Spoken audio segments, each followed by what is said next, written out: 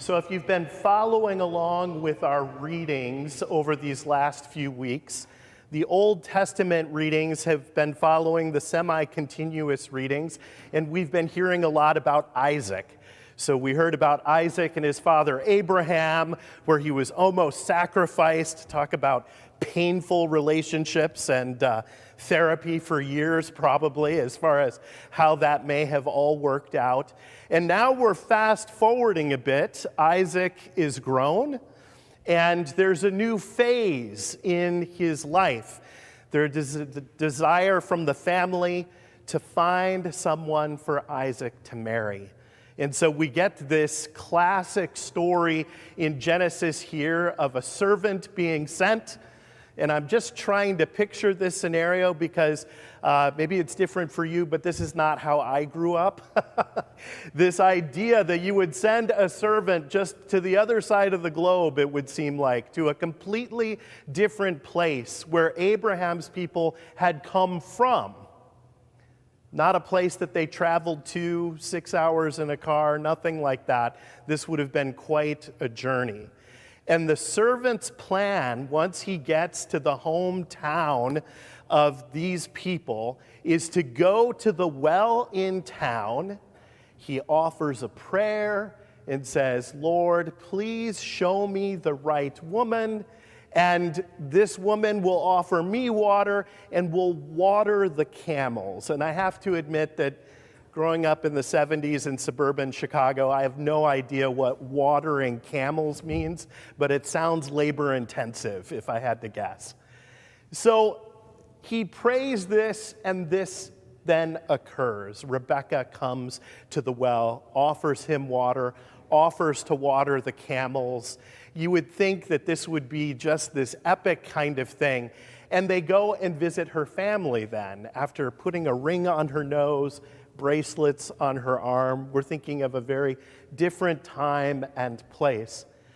One of the things that I find fascinating in this story is that you might have caught it.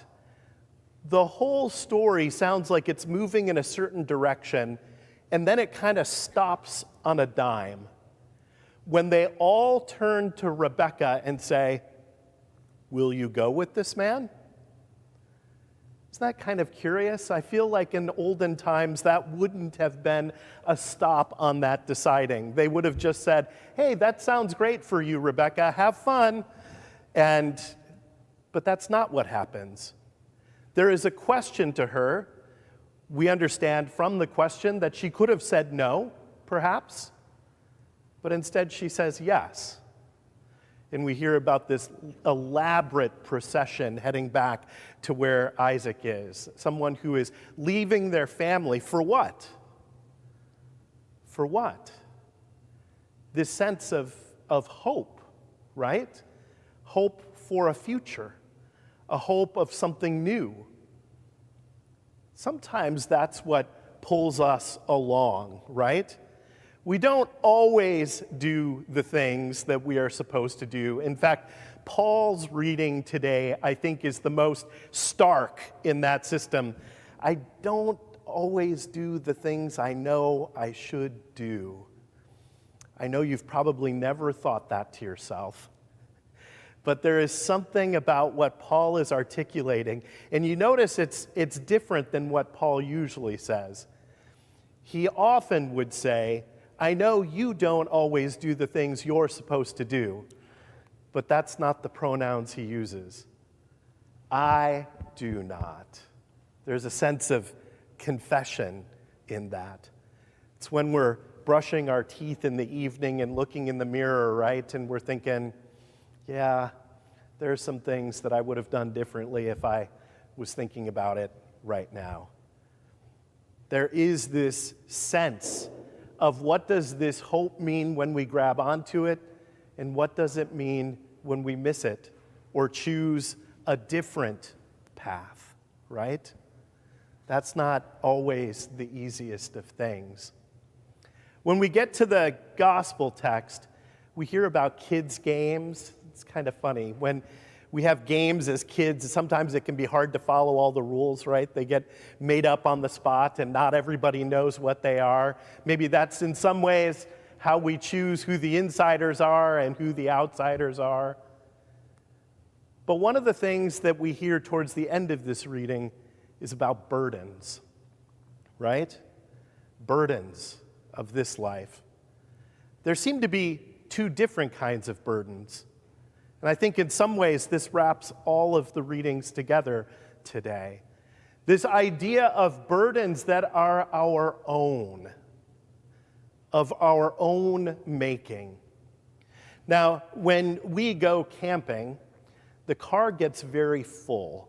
And it was kind of interesting as we were packing this time because Inger was driving herself to camping, so we didn't have to bother with any of her stuff. And yet the car was still strikingly full, even with all of the seats down. And we thought, how did 5 of us go camping in this car? But this idea of the things that we carry with us, no, this is essential. No, I have to have this. And the worries and the concerns and burdens of this life that shape the way in which we move through this life.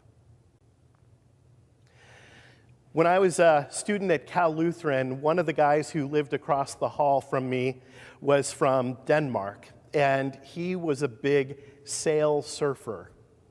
Sounds very cold, but nonetheless, when he came to California, he had big plans. And when he got to the airport, he had 3 or 4 different kinds of boards with him. He had all kinds of different sails for different conditions. And we said, how did you get through the airport with all that stuff? And he said, well, I'd pick up one pile and move it over here and walk back and get the next pile.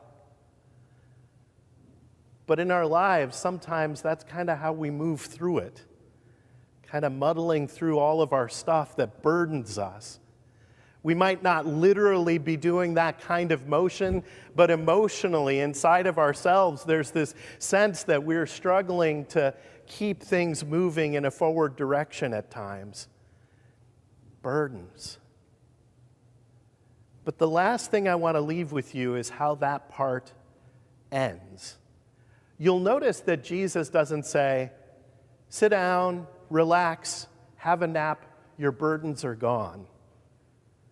Jesus responds to this life that we live that is burdened without that sense of hope in tomorrow, not with the sense of peace and rest, but Jesus says, take my yoke upon you. Take my burden upon you. And we might think, well, my own burdens are plenty, but I'm not sure I need Jesus' burdens as well. But I think in this season of ordinary time, this time of the year that is for us, there is a sense that as human beings, we have been created for certain burdens and not for others. And when we carry the burdens that we have been created to carry, they are easier to carry. A sense of purpose, life, and hope. We might not think of it from the first reading that Rebecca going off is not a vacation, but is a burden in a way. But we sense in her going that hope and sense of opportunity, not the baggage that she may have left behind. So in this season of us, be mindful of the burdens that you are carrying. Be mindful that you will not always do the things that you know you're supposed to do, but that in the midst of that, Christ continues to come back to us, offering forgiveness, peace, and his yoke, which is light. Amen. Please stand as you are able.